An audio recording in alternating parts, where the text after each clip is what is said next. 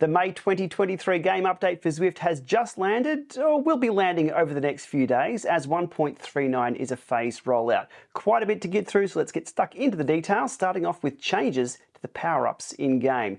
Now, Zwift state here that this is to make power-ups feel more meaningful when you obtain them, allow power-ups to be a stronger strategic tool that you have during the course of a race to turn the odds in your favour, and to remove XP power-ups from ever appearing in races by default. Alright, let's have a closer look at the changes to each of the power-ups. Starting off with the Aero Helmet, where there are no changes. Now, the Aero Helmet, just as a refresher, makes you more aerodynamic, so it reduces your CDA or drag by 25% for 15 seconds. Draft Truck has an increased duration from 30 to 40 seconds now, and the draft effect will be stronger. The Feather power-up will increase its duration from 15 to 30 seconds. The Anvil, on the other hand, has a reduced duration of 15 seconds. They've also changed the weight addition to be a percentage of the rider weight instead of a fixed 50 kilos in an effort to make it more useful for all riders, with an emphasis on lighter riders. The Burrito has had its duration increased from 10 to 20 seconds, and they've changed the behaviour to only remove drafting from riders in a cone behind the rider instead of a radius. The rider using the Burrito will still be able to draft riders in front of them. The Ghost power-up now has an increased duration from 10 to 15 seconds, and is no longer possible to use this power-up when the rider is less than 400 metres from the finish line. No changes to the Steamroller, which reduces your rolling resistance for 30 seconds, so you roll just as fast as a road tyre on pavement, regardless of which wheels or surface you're on. This is event only, and it's good to use if you hit a dirt patch, or cobbles, or bricks, or ice or snow if you're in a road race. And the final change is to XP power-ups or bonuses, which have been removed from all competitive events by default. Event organisers can still have XP power-ups appear in their event by request. Some welcome changes there to those in-game power-ups. Now, one thing of note, these will be rolled out once everybody is up to date with 1.39. So this will be by the weekend where you'll have access to all those changes in the power-ups. Next up, Coffee Stop.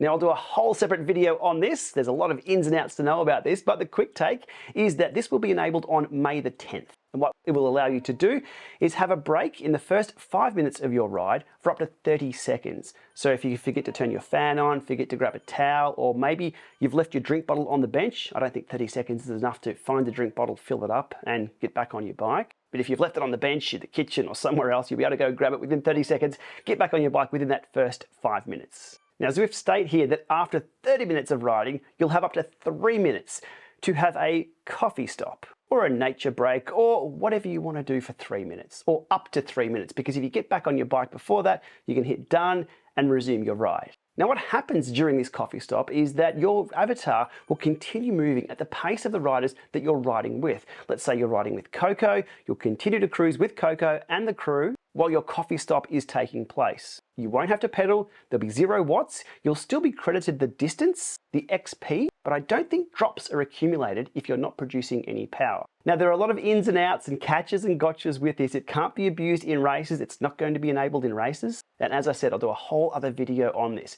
But Coffee Stop coming soon on May 10th. It's going to be a very welcome update to Zwift. Other notes I have here for today's update, or this month's update: Repack Ridge is closed for renovations. I do believe it will be opening soon. There's been updates to the pairing screen layout with the repositioning of things and adding a steering section to the main pairing screen. There's also a new layout to the game settings and preferences. There are now option tabs with sound and display settings having their own tab of options.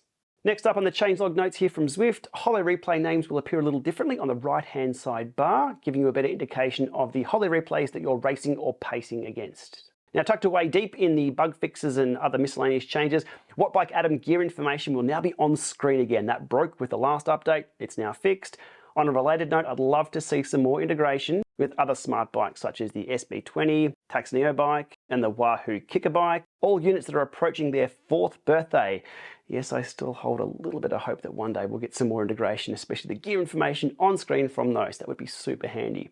All right, another one tucked away is that the companion app as of May 31st will no longer support iOS 12. So if you're like me, and you're using an old dinosaur iPhone 6 as a dedicated companion app device to pair everything via Bluetooth, you're out of luck. Zwift state this is to bring the companion app into line with the hardware requirements of the main app. However, they are two very, very different things, but I guess as the developer, it's their call, and I'm now off to find a cheap second-hand iPhone to run as my companion app device. Speaking of supported and unsupported things, starting with version 1.39, ZWIFT state we will no longer support OpenGL in macOS. With all new versions, we'll only support Metal. Now, if you understood any of that, you're already across it. It's an under the hood thing.